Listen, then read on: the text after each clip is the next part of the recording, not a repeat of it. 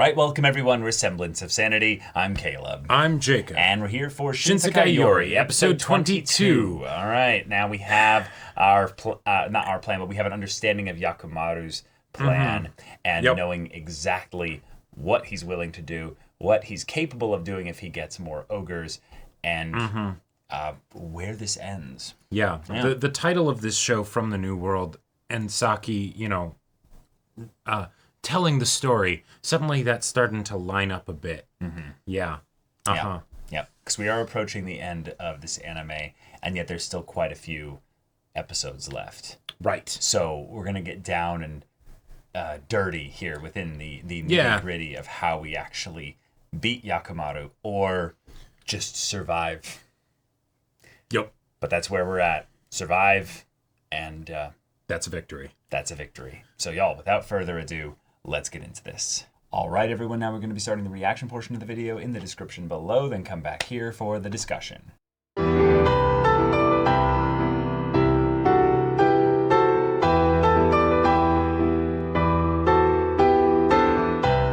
We go into the outside world. Yeah, we're Tokyo. going to get a biological weapon that's a form of super intense anthrax. Okay. I like that it's something that we, understand on some level, so it's not just some, Right. A bioweapon was made. Cool. Cool. All right, there but you it's go. also a form of a biological, weapon essentially that we know about. So it's not something that's made up out of nowhere. The Psycho Buster is just a name that they threw out there for like a marketing thing, or it's just a shorthand bit. But I will say that does make a lot of sense in that if you are going to go after someone with power, you need to be able to surprise them. What would be the easiest way to surprise them? Yep.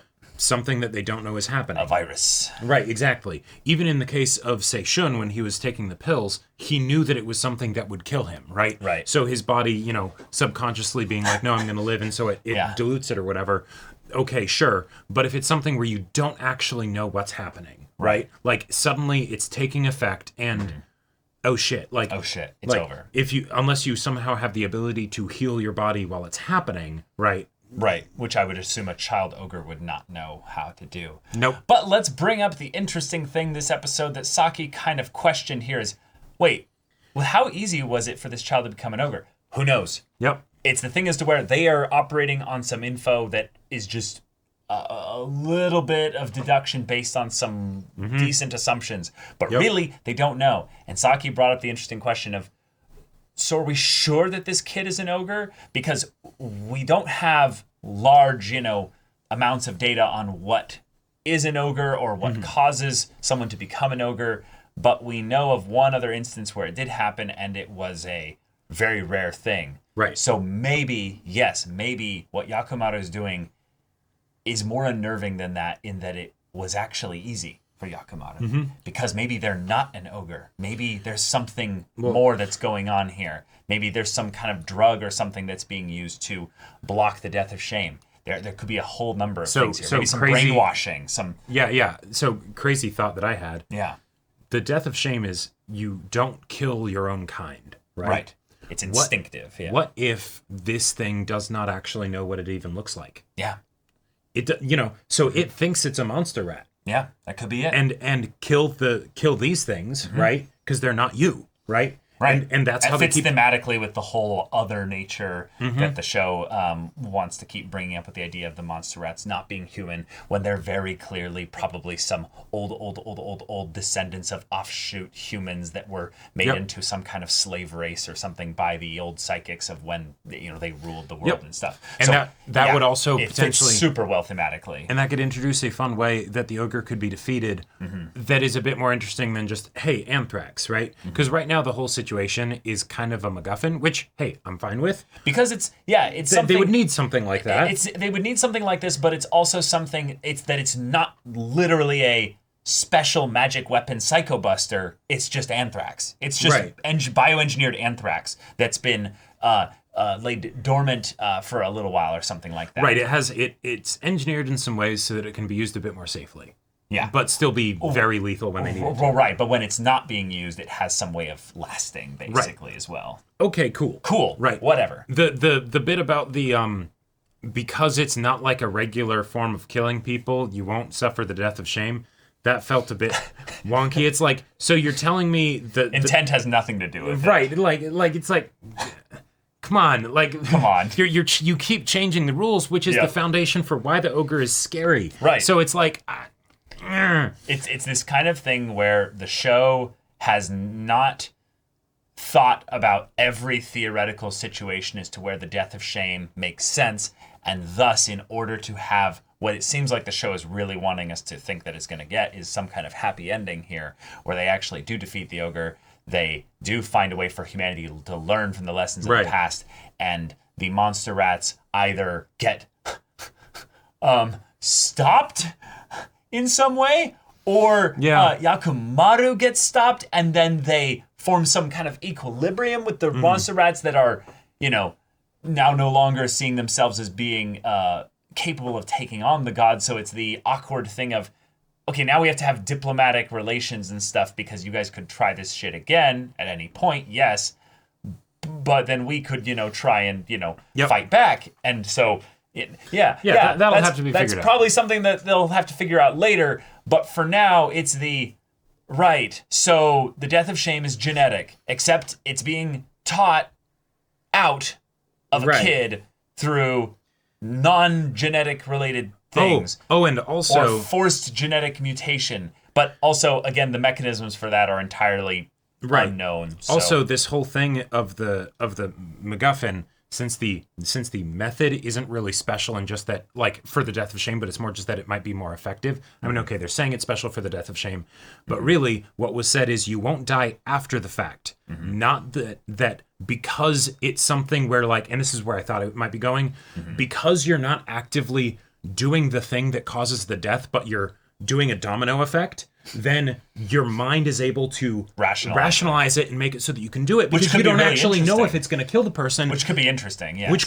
could be really interesting. And then if afterwards you then see the person die, oh, fuck, I killed somebody, right? But until that point, you don't actually know. You're just letting some potentially dangerous powder into the air or something. I also think that, personally, the part that is the most interesting potentially for me is that Kiramaru being alive means that we literally have someone who could do it. Who could do it. Yeah. The main thing is that you can't, use power on a person. Now here's the part where things get wonky, right? The death of shame is about murder, right? Yeah. It doesn't care about whether you use power or not.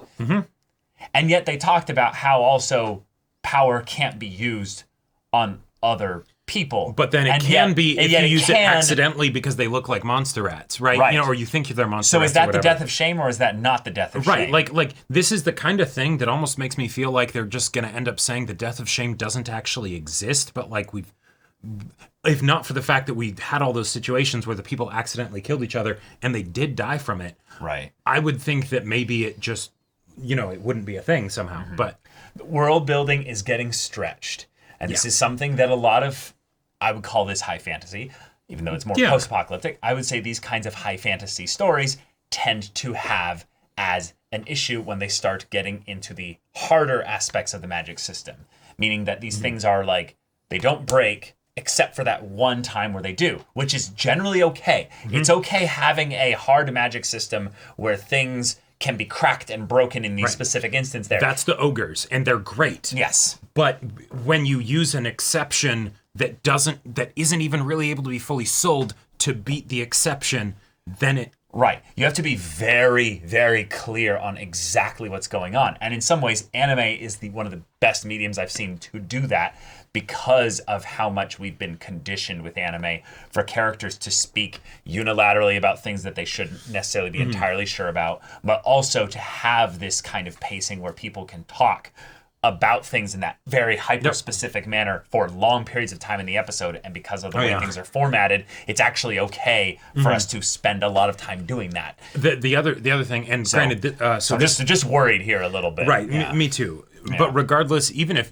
theoretically the ending totally slaps bombed, and it's even if it totally bombed, the journey up to the ending and the twist of the ogre and all of that stuff is fantastic. So really well. I would definitely be willing to give it a bit of a pass on that. Yeah. But Then also with the whole idea of the anthrax thing and seeking this out, why Saki? Right? Yeah. And they say, oh, it's because you have strength or whatever, but theoretically, like, anybody could have done this. yeah, couldn't you have sent someone else to do it? Because if it's about the device that then allows you to do it, or you're concerned for the safety of the person afterwards, not whether or not they'll be able to kill the ogre, like, and okay, you had this information, but you're also part of an organization. Couldn't you have told other people about this once this news got out? And like, because you guys aren't under such threat of, death right now that you can't just send this to Saki. So on some level, either you guys just died under the attack there, right?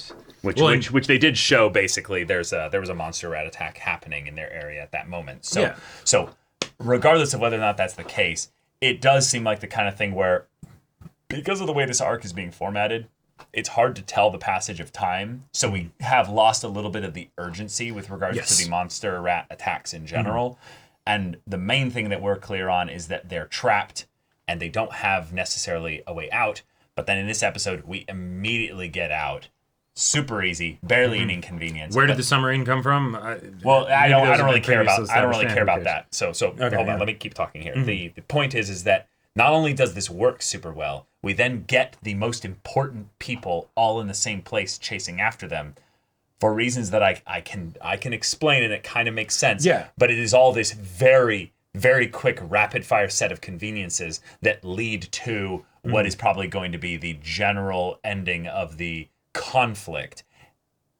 And that's kind of frustrating. Just that, we really, really had to stack these things all together in order to make this all work, even though some of these conveniences individually are just fine on paper. Like, they're actually just fine. The Yakomaru going after them and everything, I feel like that makes sense, because even if he isn't able to actually figure out what they're going to be doing, because why would he know that? Yep. He would figure that, okay, maybe they found something, so I'm going to go stop them, right? Right, and then I brought up at the end of the reaction the idea that, he's planned this out for the long haul with the kids so that he knows he wins the long game. So the only thing he loses on is the short game. So he needs tactics to prep things there. And what he does specifically is just wait for them to pull some tactic of their own. They try to leave to add more variables into the equation. And he's like, okay, cool. Ogre, with me. We go. Yep. Perfect. All right. He has an unbeatable weapon. If they're trying to find something that should be able to do that, they're not going to be able to find it here. I have analyzed this situation as it is right here. I cannot lose. Yep. So therefore, the only way that they find a way to win is by leaving this area. Oh, they'll use the river. Okay, they use the river. Wonderful. We'll have the ogre ready and waiting in a boat. Cool. Oh, they used a submarine. Easy. Gotcha. We have plans in place to potentially have that kind of stuff there. Awesome. And it works. It works really well. I'm okay with that. I am just worried that the conveniences will keep stacking as they head forward into the next episode and this area of Tokyo, which I love the terrifying aspects of how biology has been completely fucked up by just, it's been hundreds and hundreds and hundreds of years and things have gotten crazy. No, there isn't some... because why not? Right. There isn't some, like, radiation or something like that means you can't go there. It's the... No, it's unlivable in other ways. It's just unlivable in so many other ways, which is way more imaginative. So I love the idea of them struggling to get through this. And then also, since there's 4 of them, we have 4 different points of pressure, pain, and stakes that we can have threatened by not just the monster rats and the ogre, but just the environment itself. Well, so one Satoru of the other is things, already hurt. Satoru is already hurt. And since you're underground and there's 4 of you, if you get 2 branches and you decide to split up because there's only one ogre, right? They then have to guess who has the actual guiding thing. They don't even know you have a guiding thing, right? So all of the groups are an equal threat, right? And then there you go, right? They won't be able to make up the time from you. Like, even if they do eliminate one of the groups, right? You could theoretically have 4 groups, but even if they eliminate a bunch of them, how do they get the time back from when they were chasing that one instead of you? I very much could see their 4th member, it's not Kiromaru, the other guy, the guy who's part of the mission and stuff, being like, I'll split up here and I'll lead them off, and he buys them enough time to basically give them, another little bit before things get crazy. I also just love Kiromaru's involvement here because he's serving as a point of exposition for a lot of the things that they wouldn't know about.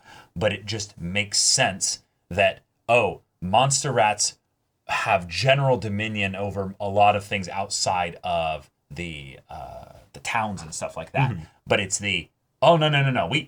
This is still a post-apocalyptic area. We chose the best spots to live in, and it's generally around you guys because you guys have the greatest terrain and environment here. But no, fuck that. No, it's all kinds of bad. Right, yeah. But we've seen it. We've scouted it. Yep. I'm not young. I've been around for a bit. Right. I don't know exactly what those things are that go bump in the night and eat people, but but there were some monsters and there's some weird shit. So just avoid that. Yeah.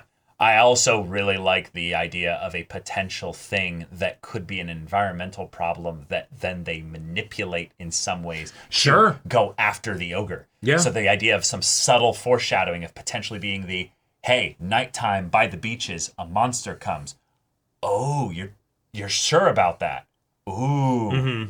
Does Yakomaru necessarily know about this? Who knows? Right. He might not. Well, but also another way to go about this, that if they want to defeat the ogre, if they just manage to kill off the monster rats that are with it in some sort of collateral damage thing, it'd be lost here. Yeah, it's lost here, right? Because the only way they're able to keep up with them is scent, I'm guessing, right? That's what it seems to be for Kiromaru, how he knows who they are and whatnot, and probably for them of following underground, them. Yeah, you go deeper and deeper underground. Okay, cool.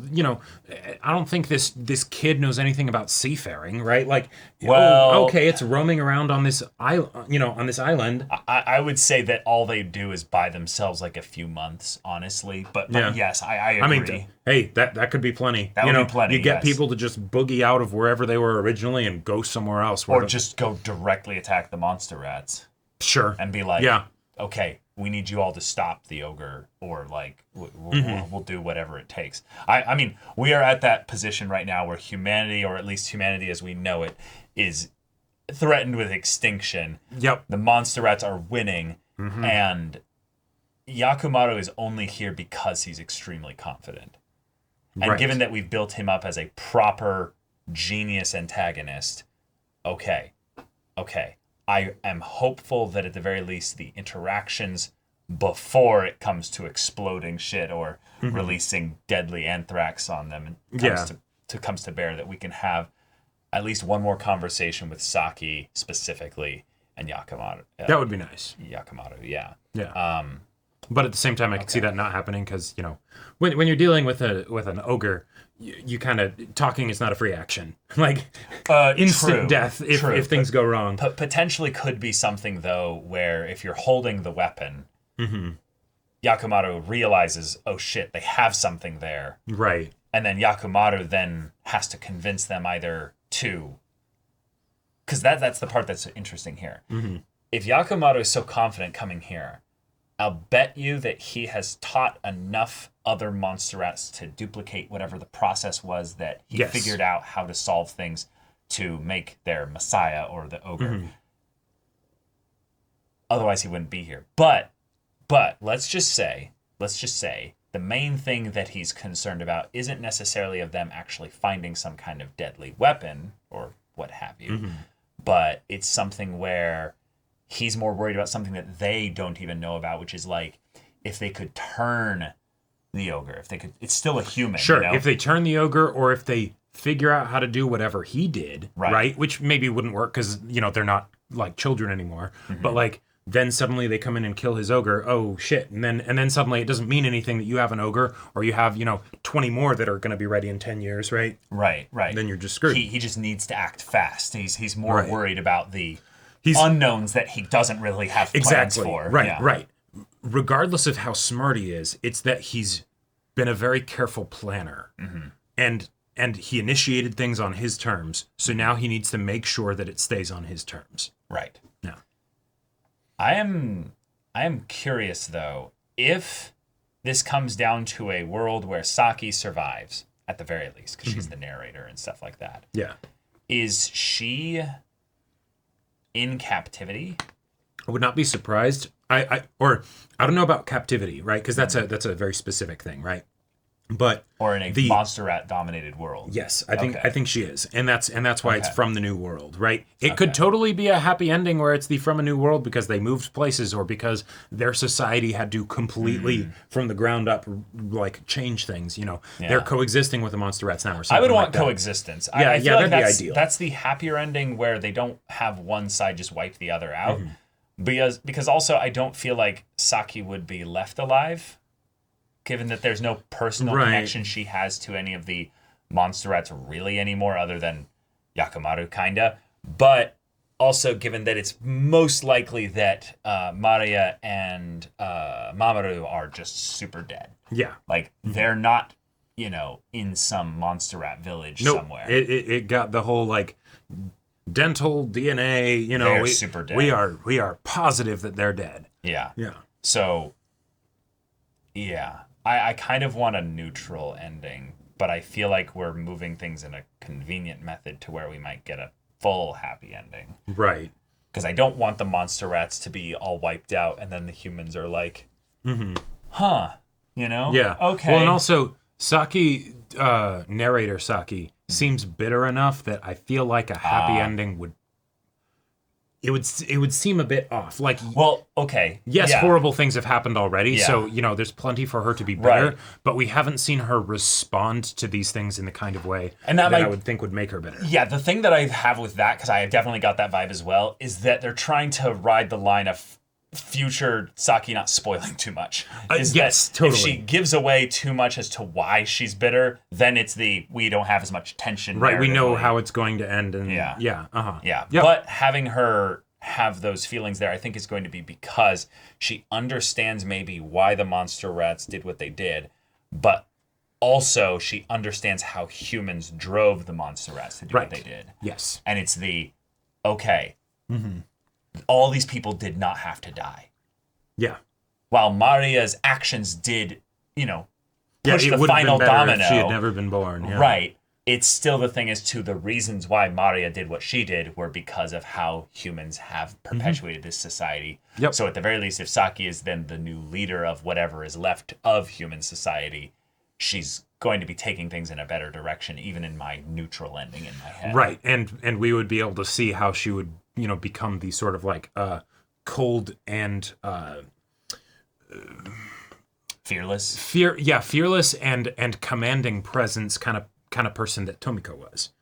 Sure. After witnessing all of this, after if they do manage to survive and everything, after trudging through hell, basically, to find salvation. Yeah, right. I'm really digging the whole Saki. You've got to wade into the muck and the shit and the consequences of human failing, if you will, in order to find something that is ultimately something awful and horrifying, and use it in this way. Yeah, because that's something that I really love is the idea that it's anthrax. This is just this is just something for killing tons of humans. Like this is, And there's a part of me that wonders, like, okay, wait, how much of it is? How much of it is there, right? Like probably very, very little. I'm guessing probably very little. Yeah. And that's why it would actually be a question of like, okay, actually getting the ogre to inhale it, as opposed to like if it's just like, all right, we got like a shit ton of it, and now just this whole small island is just everything on it dies. But yeah, terrifying. But all right. Y'all, thank you so much for watching this episode's reaction and discussion. If you want to see the next episode's reaction and discussion right now, though, go check out the link in the description below for our Patreon. You can get an early access there. You can watch full-length timer reactions there, and all this comes with Discord access, so you can chat with us in the community there about this show, about anime in general, and also be sure to check out our Twitch channel. We stream every weekday. The info's in the description. Yeah, so if any of that interests you, we'll see you there. But until then, we're Semblance of Sanity. I'm Caleb. I'm Jacob. And we'll see you all next time.